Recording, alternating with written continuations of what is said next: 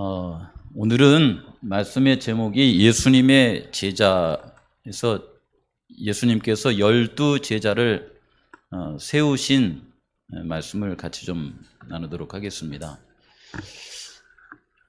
이 말씀을 이렇게 쭉 준비하면서 사실 오늘 그 홍장로님께서 불러주신 그 찬미 속에 상당한 우리의 마음의 결심이 이렇게 딱 포함이 되어 있어가지고 딱 좋은 날 이 찬미를 참 저에게 해주셨다는 생각이 들어요. 그래서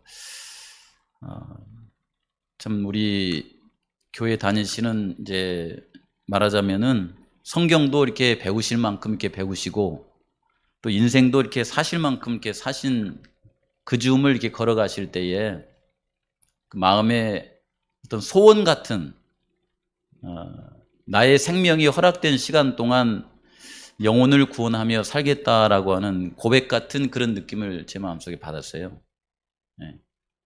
사실은 그냥 두 손 두 발 놓고 살아도 누가 뭐라고 할 그런 연세는 아니잖아요. 그렇죠? 근데 예전에 이제 북쪽에서 신앙을 하다가 내려오신 한 분이 우리 교회 신앙을 한 것이 아니라 일반 장로교회 신앙을 하면서 자신의 삶 가운데 주신 은혜가 너무 커가지고 그는 신발을 벗고 맨발로 다니면서 복음을 전한 한 할아버지 생각이 나더라고요.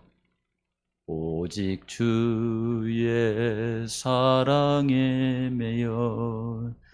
그분은 삶 자체가 감동이더라고요. 그분 이제 일생의 그 삶을 드라마로 이렇게 이제 영상으로 이렇게 담아놨는데, 그는 뭐 이렇게 재산이 중요한 것도 아니고 사실은 가족도 그렇게 중요하지 않더라고요.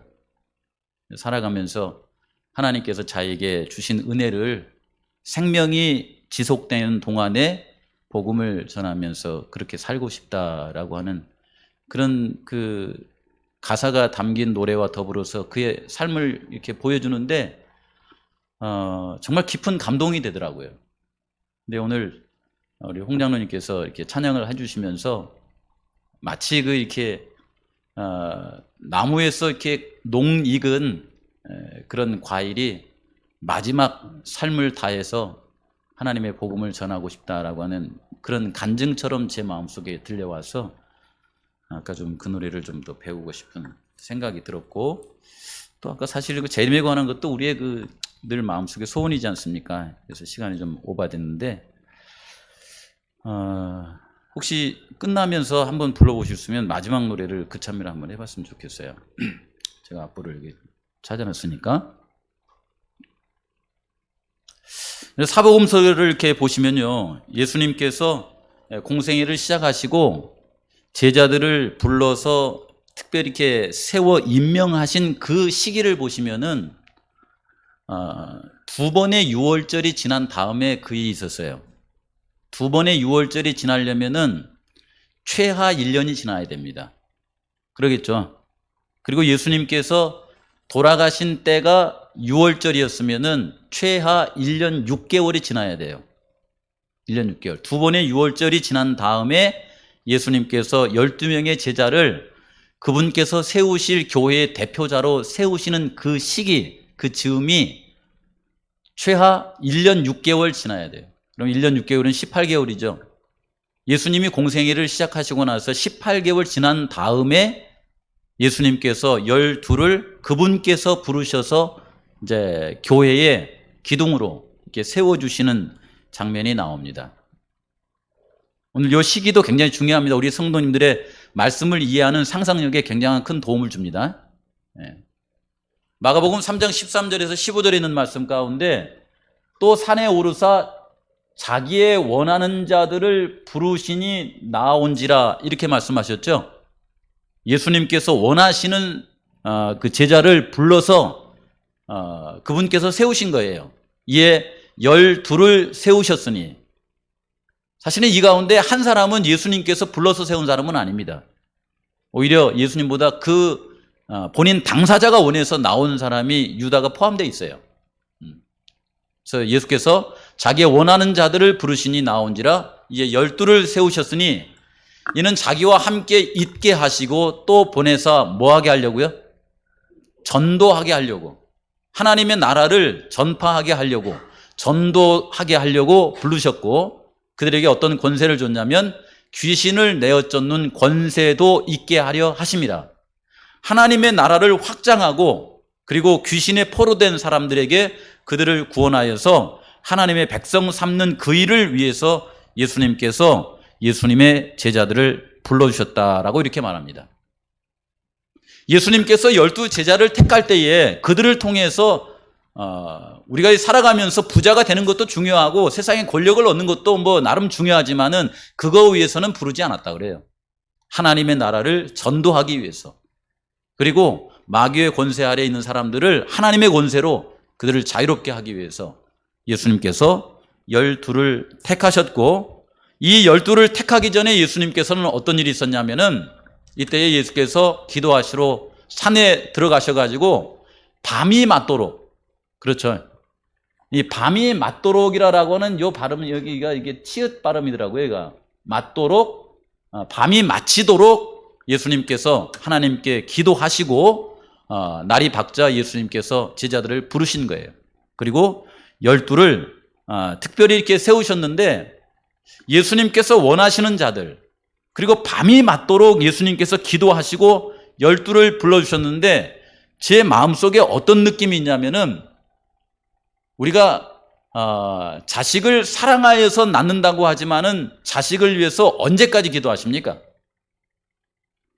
자식이 한 10살 정도 되면은 자식을 향한 기도가 맞춰집니까? 자식이 철이 들어서 성년식을 하면 자식을 위한 기도가 맞춰집니까? 언제까지 기도하십니까? 내가 눈 뜨고 살아있는 동안에는 올해 이 56인 저를 위해서도 어머니가 기도하십니다. 그래서 이 12 제자는 예수님의 기도의 결과로 부르셨지만은 또한 예수님이 생애하시는 동안 마지막까지 기도의 대상이었고, 예수님 하늘나라에 가서도 이들을 위해서 기도했어요. 기도의 대상 12, 이렇게 보시면 됩니다. 기도의 대상 12. 하나님께서 우리를 부르실 때도 마찬가지인 것 같아요. 언제쯤이면 하나님께서 우리를 이렇게 보시면서 이거 이제 됐다라고 하는 그 즈음이 언제쯤일까요? 하나님이, 예수님이 우리를 위해서 기도하지 않아도 안심할 만한 그런 때가 있을까요? 없는 것 같아요. 항상 보시면은 기도해야 돼. 기도의 대상이에요. 마목사도 기도의 대상이고 장로님들도 기도의 대상이고, 예수님에게는 그분에게 있어서 언제나 저는 기도의 대상이에요. 목회가 끝날 때까지, 아니 하늘나라에 데려가기까지 내 숨이 멎는 그 순간까지는 저는 누구의 기도의 대상이에요? 예수님의 기도의 대상이에요. 기도의 대상. 저는 이 말씀을 준비하면서 이게 굉장히 마음속에 감동이 되더라고요. 이게 나는 누구의 기도의 대상이다? 예수님의 기도의 대상이다. 그렇죠? 예. 언제쯤이면 온전하게 돼가지고 기도하지 않아도 넉넉히 홀로 이렇게 살 수 있을까 했더니 숨 끊어질 때까지 그게 안 와요. 항상 보면 그냥 마음 조마조마. 기도의 대상이 누구냐면 우리의 삶이에요, 이게. 구약의 이스라엘 백성은, 이스라엘이라고 하는 나라는 야곱의 12 아들을 통해서 구성이 됐죠. 그런 것처럼 신약에 예수님께서 세우시는 교회의 구성은 예수님께서 부르신 12 제자를 중심으로 해서 세워졌다라고 하는 것을 우리가 잘 알고 있습니다. 그런데 재밌는 것은 뭐냐면은 야곱의 12 아들이나 예수님께서 원하셔서 부르신 12 제자나 그들의 마음속에 뭐가 있냐면 악으로 기울어지는 선천적, 후천적 결점을 그들이 가지고 있었다는 겁니다. 악으로 기울어지는 성향을 갖고 있었어요. 그래서 기도의 대상이라는 겁니다. 그렇죠? 네. 여기 서 있는 마목사를 로부터 시작해서 다 예수님의 기도의 대상이에요, 이게. 그런 사람들을 예수님께서 세우신 겁니다.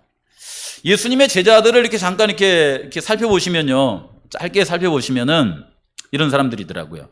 요한복음 1장에 보시면은 침례 요한의 제자였던 두 사람이, 침례 요한이 보라 세상 죄를 지고 가는 하나님의 어린 양이다라고 하는 그런 외침을 통하여서 이제 예수님을 따른 제자가 있었어요.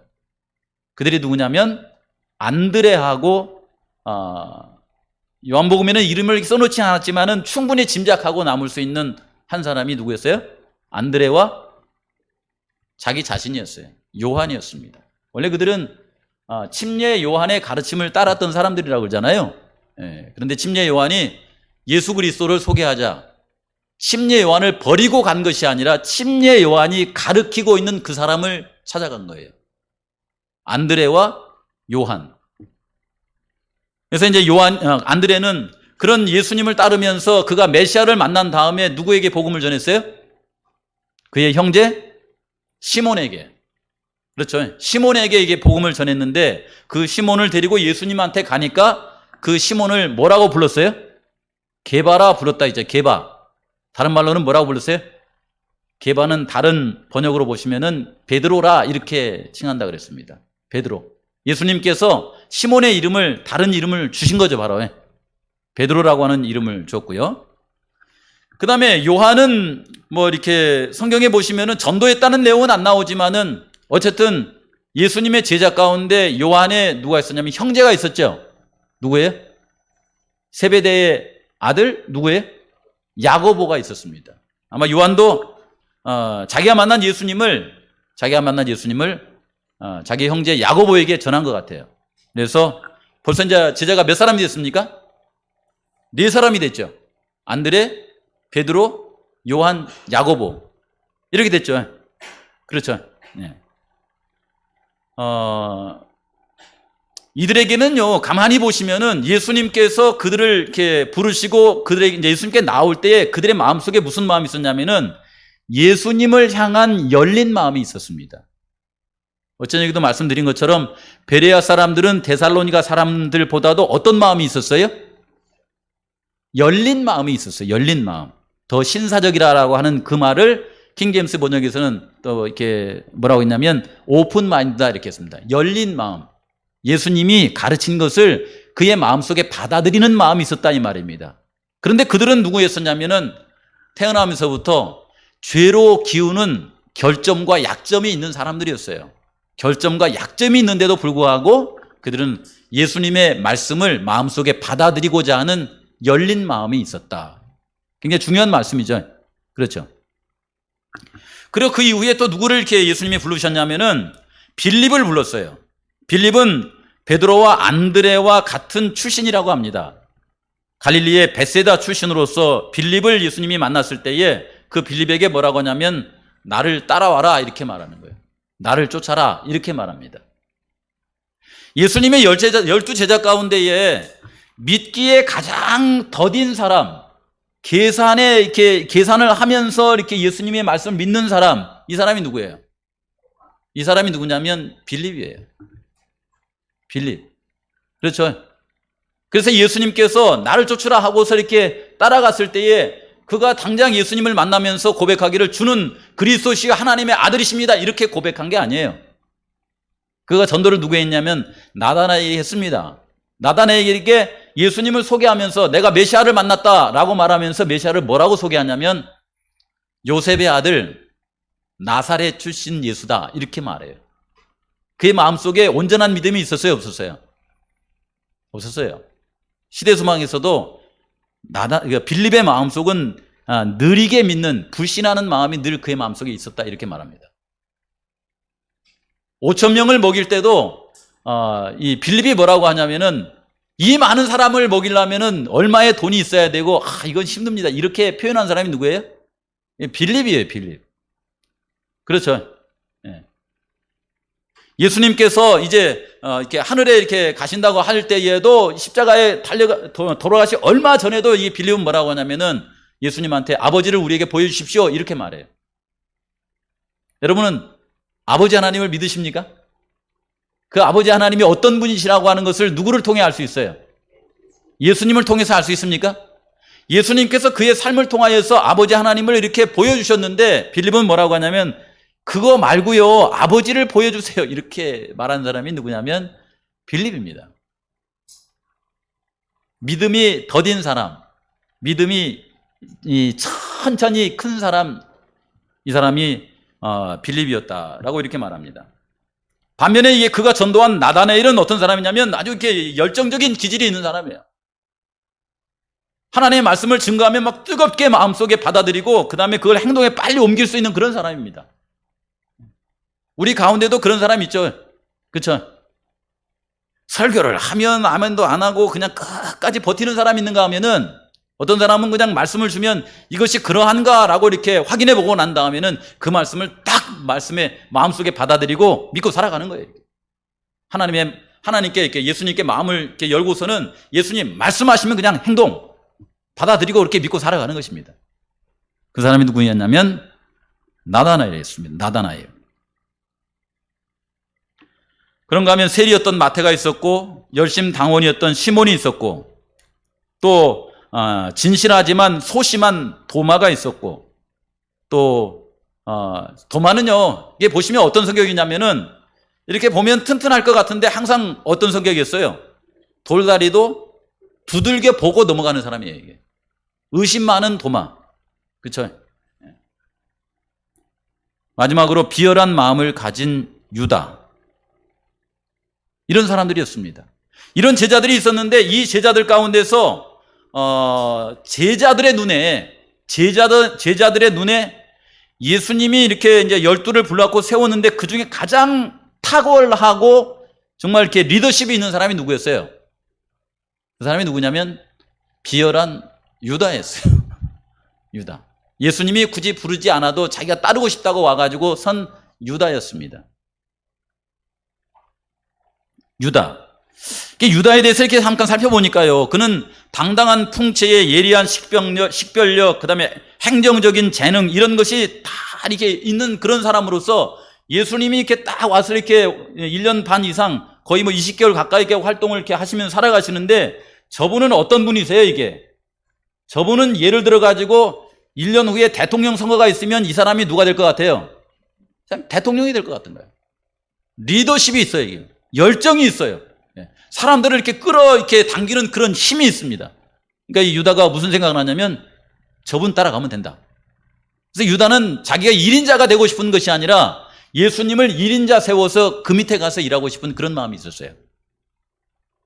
1인자는 아닙니다. 그래서 예수님, 선생님께서 어디를 가든지 저는 쫓아다니겠습니다. 이렇게 하면서 그의 마음속에 야심을 갖고 예수님께 나온 거예요. 근데 제자들은 그런 유다가 이렇게 같이 이렇게 무리가 재어져서 예수님의 12제자 가운데 들어오니까 너무 이렇게 기쁘고 참 안심이 됐는데 예수님은 그런 유다에 대해서 그렇게 반응이 좋지를 않아요. 왜냐하면 유다는 늘 살아가면서 세속적인 것을 가장 우선으로 생각하면서 살아가는 그런 습관이 있었습니다. 세속적인 것을. 하나님이 첫째가 아니에요. 세상이 그의 마음속에 첫째였어요. 그리고 그의 세속적인 마음을 누구를 통해서 만족시키고 싶었어요? 예수님을 통하여서, 예수님을 이용하여서 그걸 만족시키고 싶은 그런 마음이 유다의 마음속에 있었다라고 하는 것입니다. 그래서 비열한 속성을 가진 유다라고 이렇게 표현을 하는 거예요. 악한 욕망과 복수심, 그리고 어둡고 음산한 생각이 그의 마음을 이렇게 지배하고 있었는데 그것을 버리고 싶어요, 안 버리고 싶어요? 오히려 그걸 이용해가지고 자기가 세속적인 어떤 그 바램을 채우고 싶은 그런 마음을 유다는 가지고 있었습니다. 그렇죠. 하지만 예수님은 그런 유다에 대해서 그를 불러 세우시면서 완전히 포기한 건 아니더라고요. 그런 유다일지라도 예수님한테 마음을 조금만 열어준다고 하면, 하나님의 나라에 대해서 마음을 조금만 열어준다고 하면 그도 역시 변화될 수 있어요, 없어요? 그도 역시 예수님의 은혜 가운데서 변화될 수 있는 가능성이 있기 때문에 유다는 마음을 열어주지 않았으나 예수님은 그를 향해서 마음 가운데 늘 바람이 있었던 거죠. 이렇게 해서 예수님의 제자들, 기도의 대상 예수님의 제자들이 모였는데 그들의 이름이 이렇게 나와 있습니다. 마가복음 3장 16절부터 19절에 이런 다양한 얼굴, 다양한 성격의 소유자들이죠. 예수님의 기도의 대상들이 여기 다 모였습니다. 기도의 대상들이. 여기 이름이 베드로가 나오고, 그 다음에 세베대 아들 야고보, 그 다음에 요한이 나오고, 그 다음에 이 둘은 다른 별명을 붙여줬죠. 뭐라고 붙여줬어요? 여기 뭐라고 써요? 보아너게 곧 우레의 아들이라고 하는 별명을 붙여줬죠. 이 별명대로 되라라고 이렇게 붙여줬습니까? 아니면 이 별명을 늘 생각하고 살거라 이렇게 붙여줬습니까? 이 우레의 아들 해가지고 별명처럼 되라 이렇게 하지 않고, 너 성질 그렇게 급하고 너 그렇게 야심 있으니까 그런 사람 되지 말고 예수님 따라다니면서 온유하고 사랑이 많은, 남의 형편을 보살필 수 있는, 하나님께 기도하는 그런 사람이 되라라고 하는 뜻으로 이 별명을 붙여주신 거예요, 이것이요. 우리 성도님들께서 지금 이 순간 제 별명을 붙여주고 싶다면 뭐라고 붙여주고 싶어요? 지혜. 무식하니까 지혜 있는 것을 꿈꾸고 살아가라. 생각해보세요. 참 재밌는 겁니다. 이게 다 하나님의 은혜 가운데서는 다 선한 거예요. 그 다음에 여기 보시면 안드레, 빌립, 그 다음에 안드레와 빌립, 바돌로메와 이렇게 마테와 도마 이렇게 나와 있죠. 근데 여기 뒤에 보시면 알페오의 아들 야고보와 다데오와 가나안인 시몬은 예수님의 제자들이지만은 그들의 활동사항이나 그들의 성격이 알려져 있어요? 알려지지 않았어요? 안 알려졌어요, 이거는. 조용하게 지냅니다. 다른 기록도 별로 없어요, 이게. 이 사람들이 어떤 사람들인지. 분명한 것은 뭐냐면은 이들도 예수님의 12 제자 가운데 있어서 사도행전을 통해서 보시면은 복음을 전하다가 이들의 목숨을 잃어버립니다. 여기에 이 알페오의 아들 야고보와 다데오와 가나안인 시몬, 이들도 예수님께 헌신한 사람들이에요. 근데 이 마지막 슬픈 이름이 누가 있냐면 19절에 가룟 유다니, 이는 누구라고 그랬어요? 예수님을 팔 사람이다 이렇게 나와 있어요. 자신의 세속적 욕망을 위해서 예수님을 팔 사람. 이제 우리 성도님들의 이제 호기심을 이렇게 끌어올려 가지고 10분을 이렇게 보내야 됩니다. 그리고 아까 불렀던 그 참여 한번 해보게요. 제가 우리 성도님들이 물어봅니다. 예수님은 이들을 부르셨지만 이들이 거절할 수도 있어요, 없어요? 네? 예수님이 불러서 그분이 원하셔서 세우셨지만은 이들이 거절할 수도 있습니까, 없습니까? 있어요? 하나님이, 그 예수님이 세우셨는데 그래도 있어요? 자유니까. 그럼에도 불구하고 이들이 예수님이 불러 세우셨을 때 예수님을 이렇게 따라다니면서 예수님의 제자로서 이렇게 살 때에는 그들의 마음속에 어떤 뭔가 영적인 호기심이 충족되었을까요? 영적인 그들의 필요가 채워졌을까요? 호기심, 제가 말했죠. 호기심, 필요, 이거 채워졌을까요? 예를 들자면은 이만한 병이 있는데 밑바닥이라도 채워졌을까요? 그게 안 채워지면 교회를 왜 나오십니까? 그렇잖아요. 그냥 하늘나라에 안 가면 무서우니까 나오세요? 그건 아니지 않습니까? 그죠? 예수님의 제자들도 갈릴리 출신이고 배운 것이 없다고 하지만은 그들에게도 의지가 있어요, 없어요? 있습니다. 무식한 사람이라고 할지라도 마음이 없는 건 아니에요. 그렇잖아요. 그렇죠? 그러면 이들에게 영적인 호기심을 조금이라도 채워졌다고 하면 그들이 이제 예수님 부르셨을 때 그들도 원했기 때문에 따라다녔을 텐데 그들이 맛본 영적인 호기심이 뭐냐 이 말이에요. 이걸 생각해 보시라고. 오늘 두 가지만 딱 생각해 보시겠습니다. 뭘까요, 이것이요?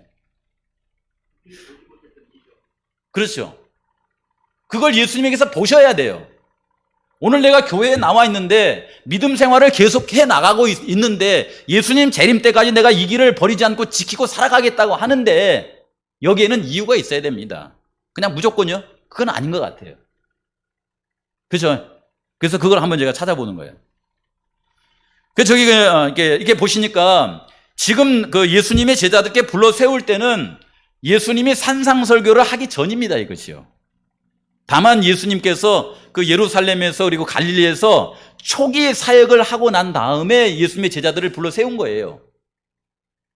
그 시간 동안 베드로나 그 다음에 그 안드레, 요한, 야고보, 이들 나다나엘, 빌립 이 사람들이 예수님을 이렇게 따라다니면서 예수님을 통해서 와 하고 본 게 뭐예요, 이게? 예수님을 따라다니면서 본 게 첫 번째. 그게 뭐냐면 예수님의 능입니다. 권능이에요. 이거 생각하셔야 돼요. 이거 생각하지 않고 지나가면 안 됩니다. 권능이라고 하는 단어는 두 단어를 합해 놓은 거예요. 하나는 뭐냐면 권세. 그렇죠? 권세와 또 하나는 뒤에 능력은 뭐예요? 능이 뭐예요? 능력이에요. 그래서 굳이 이제 영어로 이렇게 표현하자고 하면은 권세는 authority라고 해서 그분이 가지신 어떤 그거예요. 그거. 그렇죠? 왕이 가진 어떤 권세, 왕자가 물려받을 수 있는 권세, 하나님께서 가진 권세, 이걸 말해요. 근데 거기에 뭐가 있어요? 능력, 파워가 있어요. 파워가. 권능이 있다는 거예요. 권능이. 여러분이 그 사도행전 1장에 가서 보시면은 너희가 성령의 침례를 통하여서 뭘 받으면 그랬어요? 권능이에요. 권능. 하나 예수님께서 가지신 권세와 그분이 가신 능력을 우리에게 성령의 침례를 통하여서 주시겠다, 이렇게 말씀하십니다. 제자들은 따라다니면서 남다른 예수님의 권능을 봤어요. 권능을. 놀라운 거죠, 이것은.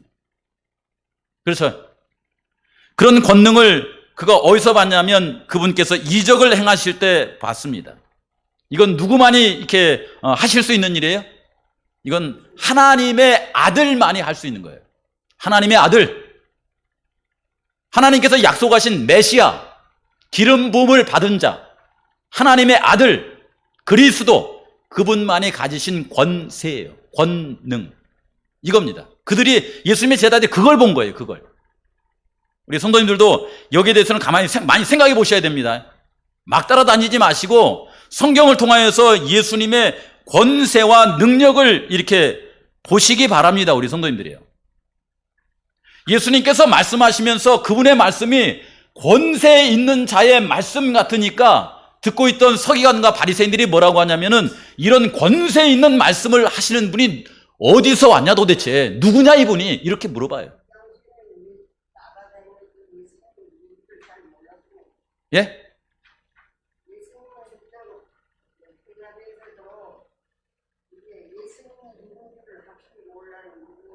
모르긴 했을지 모르지만은 그분을 통하여서 누구의 권세를 느꼈어요? 하나님의 권세를 느낀 거예요. 하나님의 권세. 그렇죠? 예수님께서 중풍병자의 병을 낫게 하셨습니다. 그랬더니 이가 누구간데 하나님만 용서하실 수 있는 일을 하느냐, 이렇게 물어보잖아요.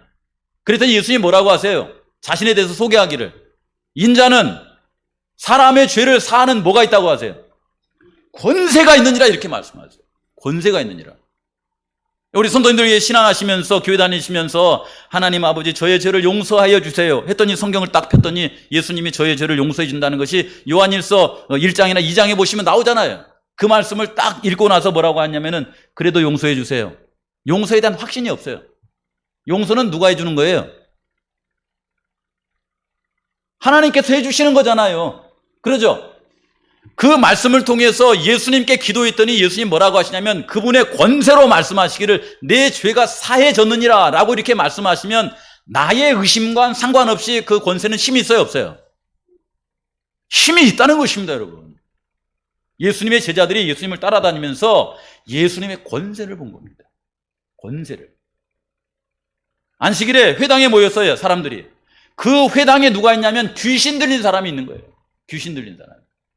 괴로워하고 있는데 예수님께서 말씀을 설파하시자 그 안에 있는 귀신이 괴로워가지고서는 뭐라고 하냐면은 여기에 나사렛 예수여 우리가 당신과 무슨 상관이 있나이까? 우리를 멸하러 왔나이까? 나는 당신이 누구인 줄 아노니 하나님의 누구라고 그래요? 거룩한 분이십니다. 이렇게 말씀하시죠. 마귀도 그걸 아는 거야. 예수님의 권세를. 그죠?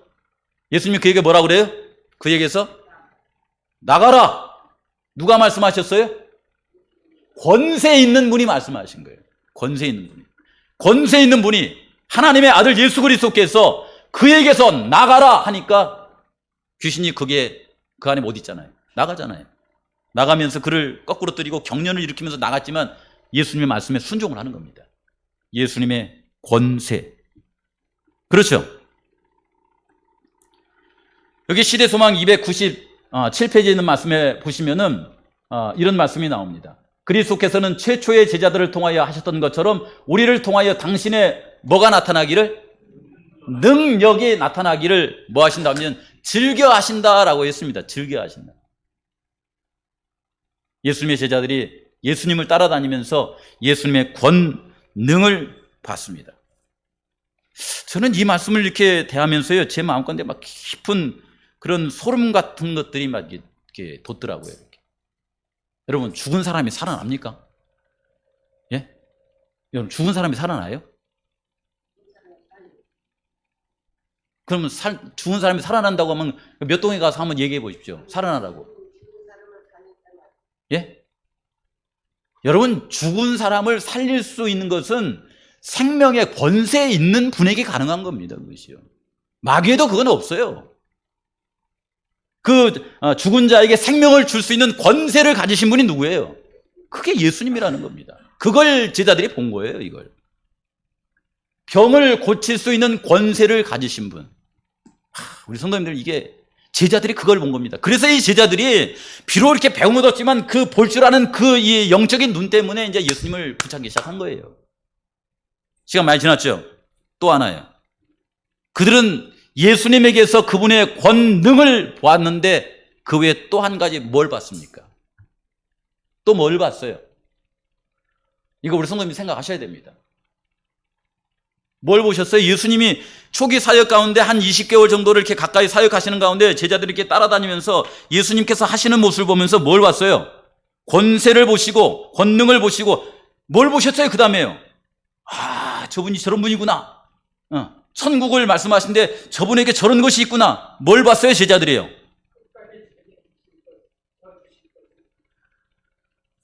물론 그건 많이 거기에 다 포함돼요. 무슨 말씀을 하시든지 간에 다 맞습니다. 근데 제가 오늘 나누고 싶은 말씀은 뭐냐면은 요거예요. 나는 인애를 원하고 미가서 6장 8절에 보면은 오직 공의를 행하며 인자를 사랑하며 그들이 예수님을 따라다니면서 예수님께서 뭘 봤어요? 그분의 인애와 자비. 요걸 봤어요. 저는 이것이 굉장히 놀랍더라고요, 이것이. 문둥병자나 중풍병자나 귀신 들린 사람은 그들이 우리에게면 우리는 그들에게 자비를 표할 것이 아니라 무시해요, 이것이요. 그렇죠? 근데 예수님은 그를 보시면서 그분의 마음속에 한없는 온유하심과 자비심을 이렇게 보여주시는 거예요. 자비심을. 편견이 없으세요. 놀라운 모습이죠. 안식일에 병을 고칠 때, 안식일에 배가 고파서 이삭을 잘라 먹을 때에, 중풍병자를 대할 때에, 귀신 들린 사람을 대할 때에, 인간의 연약함을 인하여서 힘들어할 때에 그분께서는 언제나 질책하거나 힘들게 하는 것이 아니라 무거운 짐을 덜썩 져주는 것이 아니라 그의 짐을 덜어주면서 상대에 대한 자비한 마음을 품고 있더라고요. 긍휼히 여기는 마음이 있어요. 대단해요. 네. 이런 마음을 이렇게 봤다는 거 이게 놀랍습니다, 여러분. 권세를 받고 예수님에게서 자비하심을 봤어요. 그게 그들을 이렇게 막 끄는 거예요, 이게. 그렇죠? 이게 이제 시간이 없어서 이제 마쳐야 되는데 제가 요 얘기 내가 우리 집사람한테 오늘만 하고 제가 요거도 먹고 안 한다고 그랬어요. 무슨 얘기냐면은 이게 지금 TV에서 나오는 드라마 얘기예요. 드라마 얘기 좀 제발 좀 하지 말라고 하더라고요. 근데 여기 이 우영우라고 하는 이상한 변호사 우영우라고 하는 이게 드라마가 이전에 다른 한국 드라마보다도 이렇게 이상한 현상으로 이렇게 떴어요, 이것이요. 이상한 현상으로 이렇게 뜨고 지금 방영 중인 드라마입니다, 이것이요. 근데 이게 희한하게 이 드라마가 MBC도 아니고 SBS도 아니고 KBS도 아니에요. 이게 저도 이렇게 몰라요, 이게. 이 방송국이 어딘지. 여기 보시면 무슨 방송국이에요? ENA라고 했는데 이 방송국 혹시 아세요? 이 방송사에서 처음으로 드라마를 만들었답니다. 여기 이상한 변호사 이 우영우를. 근데 이 방송국에서 원래 이제 시청률을 여기서 대박을 치면 1%예요. 원래는 이 방송사에서 대박을 치면 1%예요. 그런데 현재 이 방송이 어떻게 나가고 있냐면 대박 초대박을 쳐가지고 10%에서 한 14%까지 뛰어올랐어요, 이게. 시청률이. 그뿐만 아니에요, 이것이. 이게 대한민국에서만 시청률이 좋은 것이 아니라 넷플릭스를 통하여서 세계 사람들한테도 시청률이 굉장히 좋게 나왔어요. 이게. 근데 여기서 이 이상한 변호사 우영우를 통해서 뭘 이렇게 우리에게 보여주냐면은 이게 한국인의 감성이라고 하기에는 너무 아까워 이게요. 이게 자폐 스펙트럼을 가진 자로서 법을 존중하고 사랑하는 사람이 가난하고 힘들고 어려운 억울한 사람들의 마음을 이렇게 헤아려주는 그 마음 때문에 뜬 거야 이게. 다른 말로 하면 우영우의 자비를 받아야 되는, 긍휼히 여기 불쌍히 여김을 받아야 되는 이 사람이 오히려 다른 사람을 긍휼히 여기고 불쌍히 여기는 이 행동에 사람들이 필이 꽂힌 거야 이거죠. 희한하죠?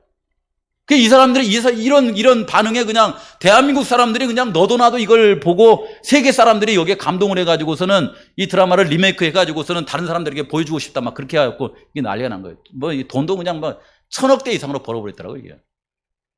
뭐 때문에? 이 우영우라고 하는 또 이 드라마를 통해서 보여주는 사람이 사람에게 보여주는 자비심 있죠. 사람을 긍휼히 여기는 마음. 제자들이 예수님을 따라다닐 때 봤던 그 마음 있잖아요. 그 마음이 대한민국 사람들의 마음을 흔들어 놓은 거예요. 이게. 그리고 세계 사람들의 마음을 흔들어 놓은 거예요. 흥미롭죠? 여러분이 재림교회 다니시면서 하나님, 이 사람도 법을 사랑하는 사람이고 변호사잖아요. 우리도 역시 하나님의 법을 사랑하시지 않습니까? 그리고 예수님의 우리를 위해서 대언하시는 그 사랑을 힘입어가지고 우리도 다른 사람 변호해 줄 수 있는 그런 사람들이잖아요. 근데 우리 모습 속에서는 남을 대할 때에 예수님께서 많은 사람들에게 보여줬던 자비심이 있어요, 없어요? 있어요. 있는데 적어요. 충분하지 않아요. 그렇죠? 근데 우리가 우리의 마음속에 늦은 빛 성령을 통하여서 예수님만큼의 자비심이 있으면은 제가 볼 때는 이것처럼 떠요, 이게. 사람들이 알아요. 아, 저들이 바로 예수님의 제자들이다. 이걸 압니다. 오늘만 하고 이제 안 할게요. 네. 그래서 여기 시대서방에 이렇게 보면 뭐라고 있냐면 검정글씨 말고요. 여기 보시면 예수님께서는 당신의 제자들을 견책도 하고 경고도 하고 주의도 줬어요. 그럼에도 불구하고 제자들이 예수님을 떠나지 않는 이유가 있습니다. 예수님에게 뭐가 있었어요? 자비하심이 있었어요. 여기 보시면 구주께서는 그들의 연약함과 실수 때문에 그들로부터 뭐 하지 않았다? 뒤돌아서지 않았다. 여러분 성도님들 살아가시면서 기억하고 사시기 바랍니다. 마음속에 자비심이 있으면요 상대방이 아무리 연약하고 실수할지라도 뒤돌아서야 안 서요. 이게 뭐라고 했어요? 뒤돌아서지 않았다 이렇게 말합니다. 뒤돌아서지 않았다. 예수님은 이들의 연약함과 실수로 말하자면 얼마든지 제자들을 버릴 수 있는 그런 이유가 있었어요, 없었어요? 얼마든지 있었습니다. 베드로는 그냥 예수님 정말 필요할 때 난 모릅니다 라고 할 때 어떻게 하면 돼요, 이게? 내가 다 봐줬는데 여기서는 못 봐주겠다, 야. 그냥 가라, 그냥 가. 이렇게 할 수도 있었어요. 그러나 예수님께서는 그가 서지 않는 한은 돌아섰어요, 안 섰어요? 돌아서지 않으신 분이 예수님이더라고요, 보니까. 야, 제가 이렇게 이 모습을 보면서 제 마음속에 깊은 감동이 이렇게 되더라고요. 아, 그런 거구나. 여러분, 아까 이게 초기에 살펴봤던 그 말씀 가운데서 그런 정도의 제자들이 이렇게 모였다고 하면은, 야곱의 12 아들처럼 그들 간에 서로 막 알력도 있고 다툼도 있고 막 이런 거 많이 있었을까, 없었을까요? 제자들 가운데. 꼭 어디처럼? 우리 가정이나 우리 교회처럼 그런 게 있었겠죠. 예. 그럼에도 불구하고 그 알력이 있음에도 불구하고 이 예수님의 제자들을 통해서 예수님께서 교회를 잘 세워갈 수 있는 방법, 그들은 시험과 불만과 의견의 차이를 가질 것이었으나 그리스도께서 마음에 거하실 때 알력이 어때요? 알력이 있을 수 없었다 이렇게 말합니다. 그리스도의 사랑은 피차에 사랑하도록 이끌며 주님의 교훈은 제자들을 단합하게 하여 한 마음과 한 정신이 되기까지 모든 차이점들을 조화되도록 이끌 것인데, 그렇게 다른 성질들을 하나로 이렇게 연합시킬 수 있는 것이 뭐였어요? 그게 뭐였어요? 여기 나오잖아요, 여기요. 그리스도의 사랑은 이렇게 나왔잖아요. 그리스도의 사랑은. 그렇죠. 그리스도께서 마음에 거하시면 우리가 서로 달라도 괜찮습니다. 때로 좀 알력이 있어도 상관없어요, 그거요. 우리가 그리스도의 사랑을 가장 소중하게 여기면 결국은 우리는 분열될 거예요, 하나 될 거예요. 하나 될 거기 때문에. 여기는 그렇게 말하고 있습니다. 예수님은 그걸 보셨더라고요. 그렇죠? 그리스도는 위대한 중심이므로 그들이 그 중심에 접근하는데 비례하여 서로 가까워진다. 여러분, 예수님 사랑하십니까? Never mind. 걱정하지 마십시오, 여러분. 서로 다른 것 때문에 걱정하지 마십시오. 형제가 연약하여 실수하고 넘어질 때라도 걱정하지 마십시오. 내 마음속에 예수님을 사랑하는 한은 우리는 우리의 마음속에 이게 연합하는 이 힘을 사단이 깰 수 있어요, 없어요? 없습니다, 이것은. 예수님은 그걸 보셨어요. 그렇게 예수님의 제자들은 하나로 뭉쳐서 그렇게 살았더라고요. 너무 멋있죠? 그렇죠? 하나님께서는 우리 성산교회 성도님들을 통해서 기대하십니다. 그리고 그분의 꿈을 이루어 가실 겁니다. 뭘 통해서냐면 그리스도의 사랑 안에서. 그리고 우리 성도님들을 세상에 가장 귀한 보배로 여겨주시면서 그렇게 살아갈 걸 기억하시면서 늘 믿음으로 승리하는 삶을 살게 되시길 바라면서 말씀을 드리겠습니다.